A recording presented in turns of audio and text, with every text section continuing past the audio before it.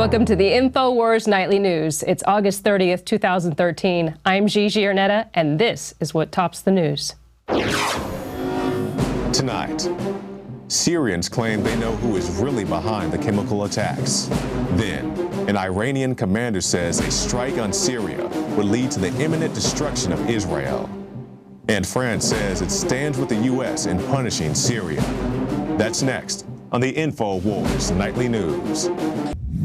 We begin tonight with an Infowars exclusive. Syrians in Ghouta claim Saudi-supplied rebels behind chemical attack. Ghouta, Syria, as the machinery for a U.S.-led military intervention in Syria, gathers pace following last week's chemical weapons attack. The U.S. and its allies may be targeting the wrong culprit. Interviews with people in Damascus and Ghouta, a suburb of the Syrian capital, where the humanitarian agency Doctors Without Borders said at least 355 people had died last week from what is believed to be a neurotoxic agent, appeared to indicate as much anyway. The U.S., Britain, and France, as well as the Arab League, have accused the regime of Syrian President Bashar al-Assad for carrying out the chemical weapons attack, which mainly targeted civilians. However, from numerous interviews with doctors, Ghouta residents, rebel fighters, and their families, a different picture emerges. Many believe that certain rebels received chemical weapons via the Saudi intelligence chief, Prince Badr bin Sultan, and were responsible for carrying out the dealing gas attack. Iran's Revolutionary Guard chief, Jafari, says that a U.S. strike on Syria will mean the imminent destruction of Israel. And he said it would also prove to be a second Vietnam for America. Like Hitler, who started World War II, the U.S. is igniting World War III, he said. Mohammad Jafari also said that Iran plans to work with Russia to stop the strike against Syria. The Zionists should know that a U.S. military attack on Syria will not save the fake regime from the resistance, but it means the immediate destruction of Israel, Jafari was quoted as saying. According to the state TV report, President Rouhani said both Iran and Russia would work in extensive cooperation to prevent any military action against Syria. Rouhani also called such military action an open violation of international laws. So Iran and Russia are joining forces to stop the strikes against Syria. And Alex Jones had a chance to talk with Russell Brand about the war efforts in Syria. Now you can catch the entire piece on Infowars.com. But here's a snippet. Russell, I want to talk about some good news from my perspective. Nobody's saying Assad's a good guy, but the West did start the war, did fund the rebels starting 2.5 years ago. And for the first time since 1782, when the British Parliament voted to end the war against the colonies, they voted down the Prime Minister in the UK, David Cameron, wanting to go to war. Obama, he has a 9% approval rating on this war in a Reuters Washington Post poll. I mean, when Bush did all these lies, he had a 72. Now it's very unpopular. I see this as a sea change where libertarians, conservatives, liberals, everybody I know sees through this and knows that it's about the takeover of the Middle East that Wesley Clark exposed the 7 nations they wanted to target. What is your view on Syria, and are you optimistic and excited that the UK Parliament, for the first time in 200 years, did the right thing on war? I certainly agree with you that that vote is as a result of widespread disillusionment with the political process. I think that obviously the Middle East is one of the most complex issues in contemporary world affairs and has been for millennia. What I believe is that our focus has to be the humanitarian aspects, the displaced refugees and the hundreds of thousands that are suffering as a result of military conflict in that area. What I also believe, Alex, is that these affairs are conducted behind a veil of disingenuity and duplicity. It's very difficult for any of us to understand what's truly happening. I've not read that book you said, that 7 Nations thing, but essentially my experience tells me that whatever they are telling me, I intuitively don't trust. It's typically about the interests of big business and government and how they align with one another.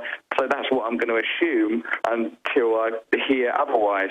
Like the claims for going into Iraq and Afghanistan were duplicitous, and so the starting point I have is going to be not to trust any advocacy of military action in Syria. Whilst it's not an issue that I can pretend to fully understand, it seems like it's extremely complex, that there are many factions fighting there. There's no clear goodies and baddies situation. Absolutely. Ron Paul recently came out and said he basically thinks it's a false flag. There's evidence that the Al-Qaeda groups staged the chemical attack, but it is obviously an incredibly complex situation.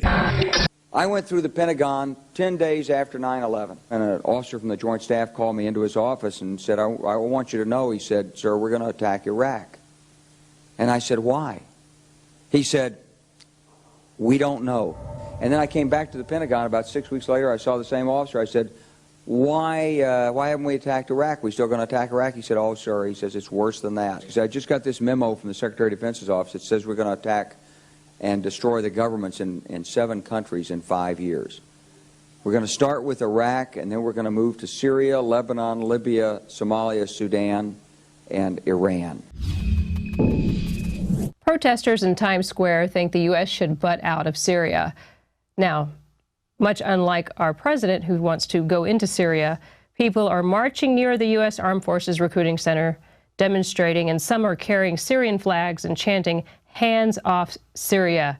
And we need jobs. We need peace. U.S. out of the Middle East. Anti-war demonstrations were also being held in Washington, Los Angeles, Chicago, and Dearborn, Michigan on Thursday night. So pretty much there's a round of applause here. The United States citizens are standing up and saying how they really feel. They think we should be out of Syria. Good for the U.S. citizens standing up and saying something about not going to Syria. It seems like the rest of the world wants us out of there. But we don't have to worry, because the French are the ones that are on our side, unlike Germany, Britain, and many others. French President François Hollande said Friday that the UK parliamentary vote against taking military action in Syria would not affect France's will to act alongside the United States in punishing Syria for an alleged chemical weapons attack.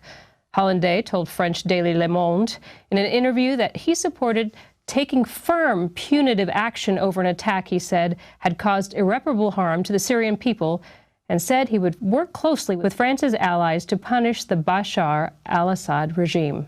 So it's a good thing to know that France stands firmly with the U.S.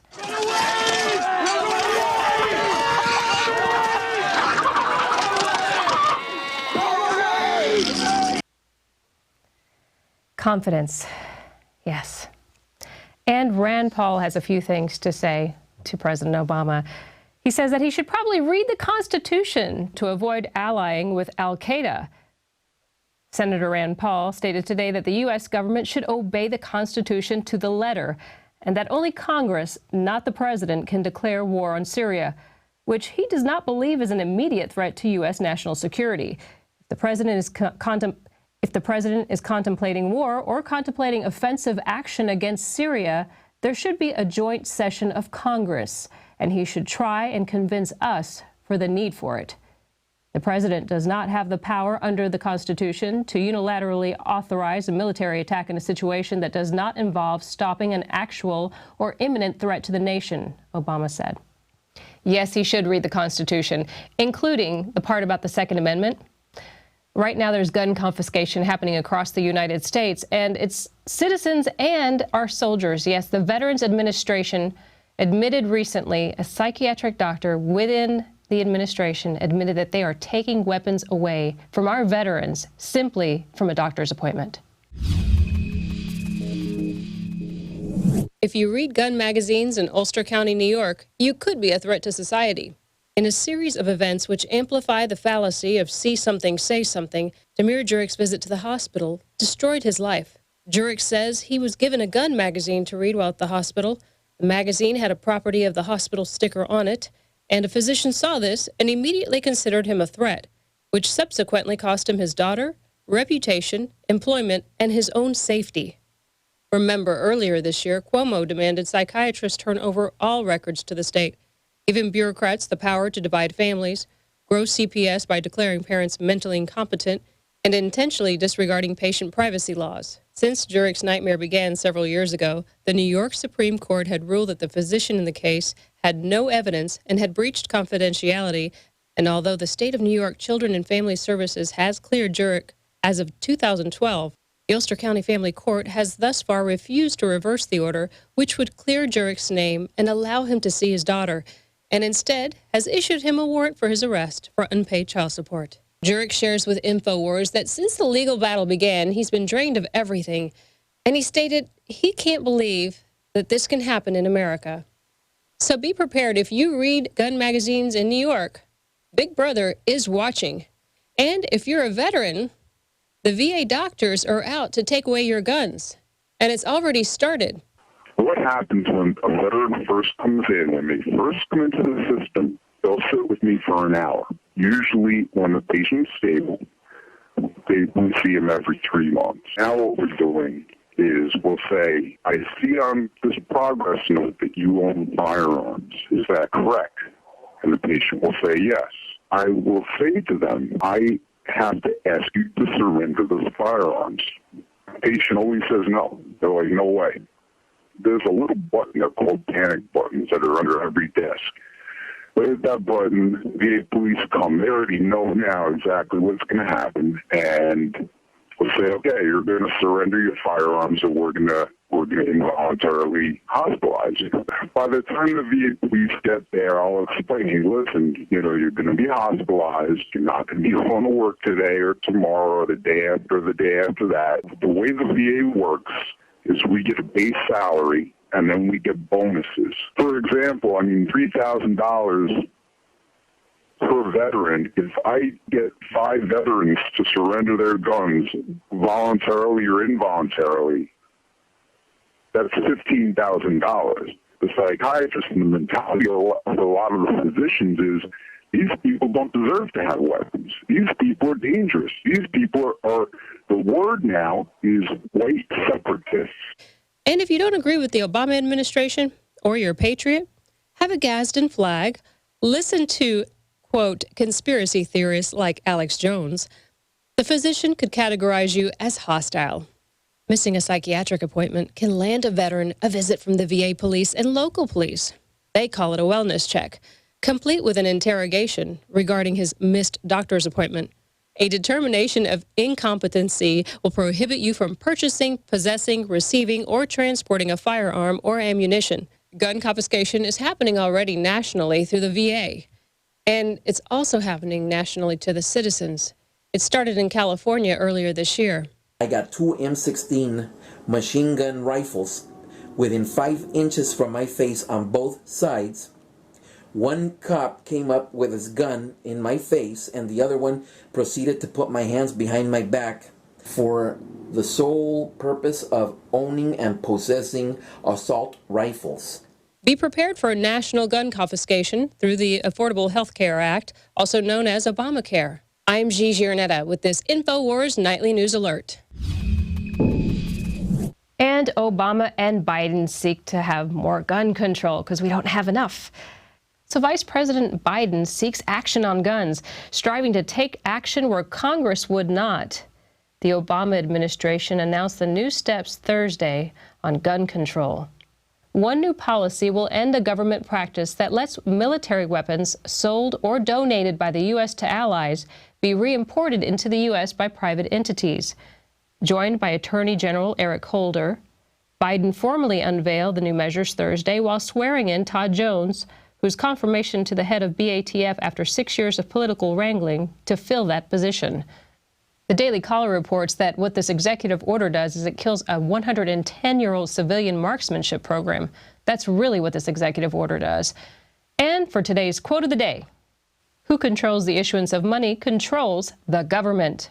That's Nathan Meyer Rothschild. In our news tonight, we had Joe Biden talking about the new executive orders he plans on pushing on the American people. And so Larry Pratt is here to discuss that with us. He is the Executive Director of Gun Owners of America. Larry, thank you so much for being here with us today. Good to be with you. Thanks for having me. So what do you think about Joe Biden's comments about gun confiscation? Well, the Vice President was talking about banning the reimportation of certain guns, of expanding the background check that is done for gun buyers, something they couldn't get done legislatively, which would have been unconstitutional anyway. They're going to be trying to do it through this executive order. And, of course, they probably can effectively, even though it's completely illegal, they can block the reimportation of certain firearms that were military rifles back in the day when I was still in grade school. That's the kind of technology we're talking about. And somehow, because these had been weapons of war, it would be irresponsible to have them on our streets. Well, we've got so much more modern technology that's readily available at Bass Pro. All they are doing is blocking the availability of guns to the American consumer so that he has less to choose from and higher prices to pay. Well, and the thing is, it seems like it's like he's saying one thing and he means another. Yes, he's become very adept at toning down what he's actually saying, what he's actually doing. The closest he came to really sounding like a flamer was in the run-up to the first of his elections to promise to fundamentally transform America. Well, I don't think most Americans understood the significance of what he was saying, but he was laying it out very plainly all the same that he's going to communize the country. And when you say flamer, exactly what do you mean by that? That's a very radical concept, to fundamentally transform the country. That means the country is vile. It has terrible things about it that need to be changed, need to be transformed. If you're talking about Senator Cruz or many of the other conservative leaders, they talk about restoring America to its greatness, to making it once again the city on a shining hill. None of that kind of rhetoric coming out of our president's mouth. No, that's for sure. And, you know, he says that if the Congress doesn't agree with him, he's going to march forward anyway and take care of it. How do you feel about that? That's a declaration of dictatorship. He's saying that the Constitution doesn't matter. The limits on presidential power, for that matter, congressional and judicial, don't matter. President's going to do what, quote, needs to be done. Of course, he defines what needs to be done. Saul Alinsky, his intellectual mentor via books, taught him. Basically, that's where he got the fundamental transformation of America. Saul Alinsky was a 20th century retailer of Karl Marx.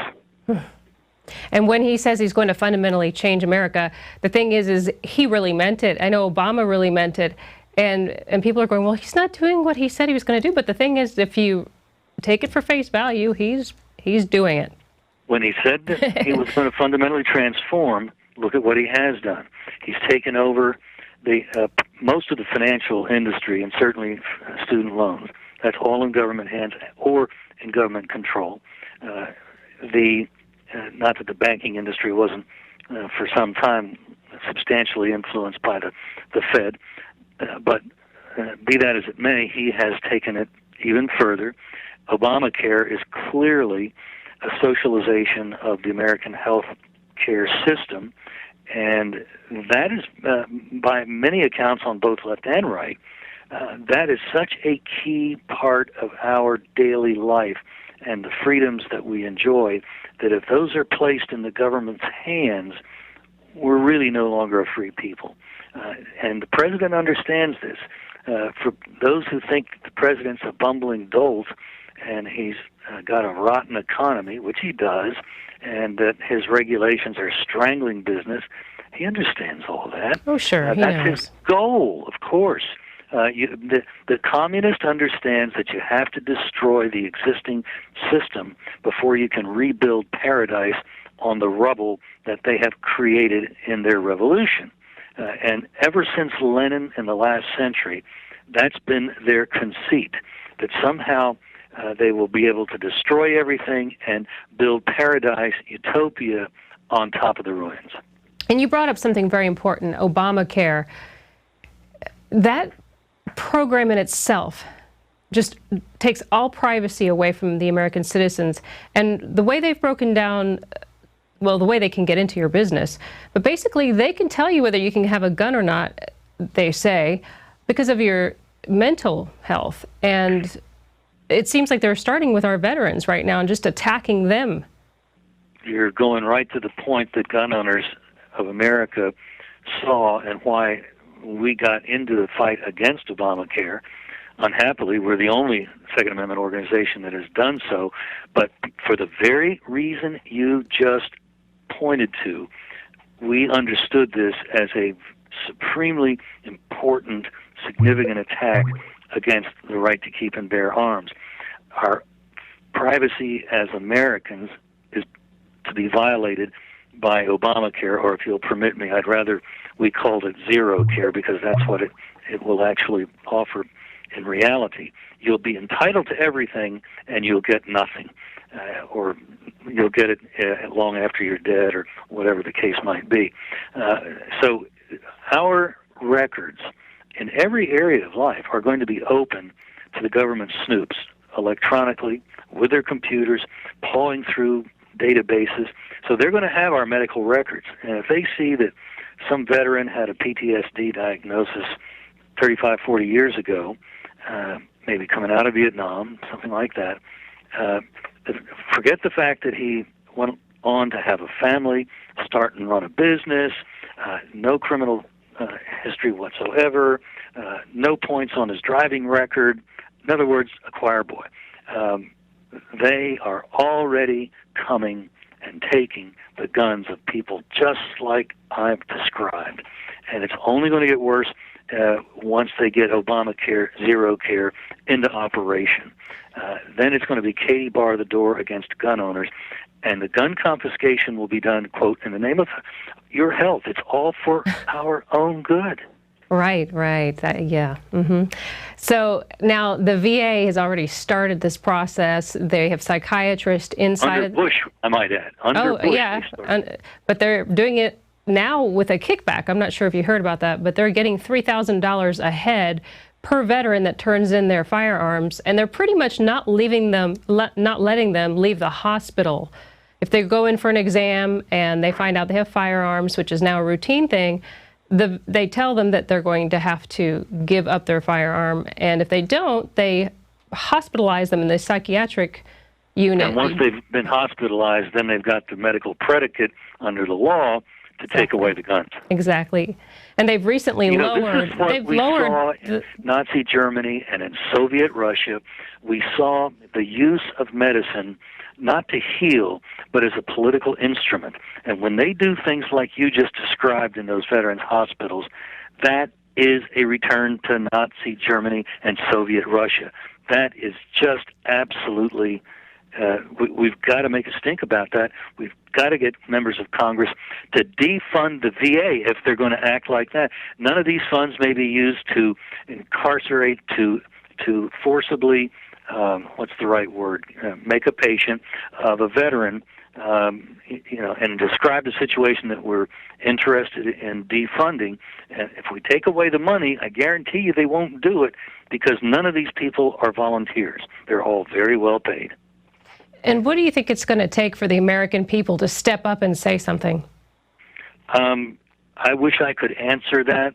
It certainly, I would think in part, based on how much information they have.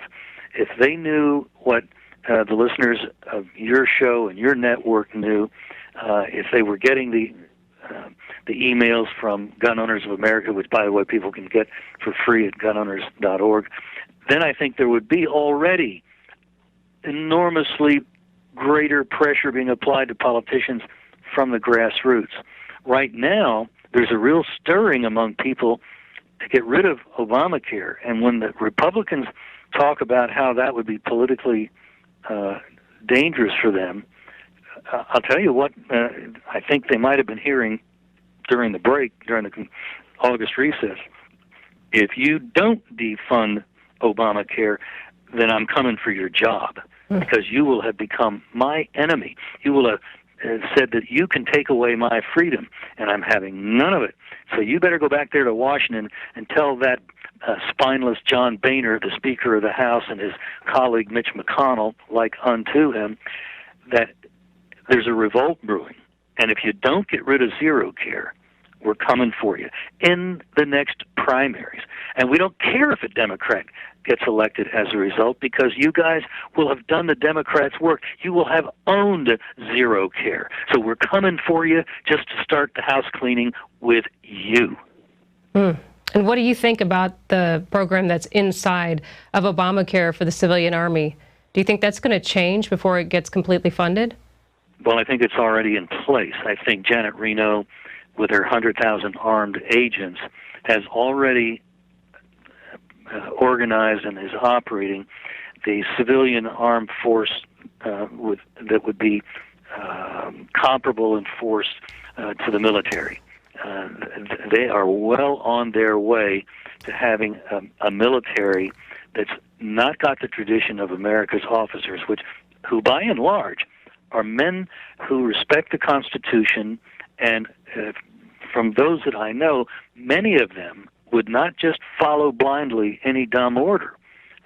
But if you have people recruited outside that tradition and never experience that kind of culture within their service, then they won't be responsible. They won't have allegiance to the Constitution. They'll have allegiance to Janet Napolitano and or the president, but not the Constitution. Well, and we need to be armed as citizens. That's part of our right. It's a shame that they're doing this confiscation across the United States right now, but it's happening more and more frequently to more and more people. And hopefully people are listening and starting to wake up and realize that they're just chipping away at our rights. And boy, when they take those arms, it sounds like it takes a few years to get your stuff back. I know the guy in California, Joe Mendez, was talking yesterday with Alex, and he said he's got, I think this is his 3rd year he's been waiting to get his weapons back. It's been at least 2, but I think it might be going into 3 years. The authorities generally just love not to return guns. So if somebody has been charged with a crime where that results in their forced surrender of their firearms, upon acquittal, it's like pulling teeth to get the guns back. So it's not just this poor guy in California. This is the attitude that too many in authority have. Well, in Larry and Joe's case also, they haven't really filed anything on him, which is insane. But this is all the time we have tonight. So I look forward to doing this again. Thank you so much. Well, thank you, and let me again encourage people to look us up at gunowners.org and get on our free email alert list. Absolutely. Sign up today. All right. Thank you. Thank you, Larry. Bye-bye. So keep informed. Watch the Infowars Nightly News regularly and find out more about what's happening to our Second Amendment. I'm Gigi Ernetta with the Infowars Nightly News.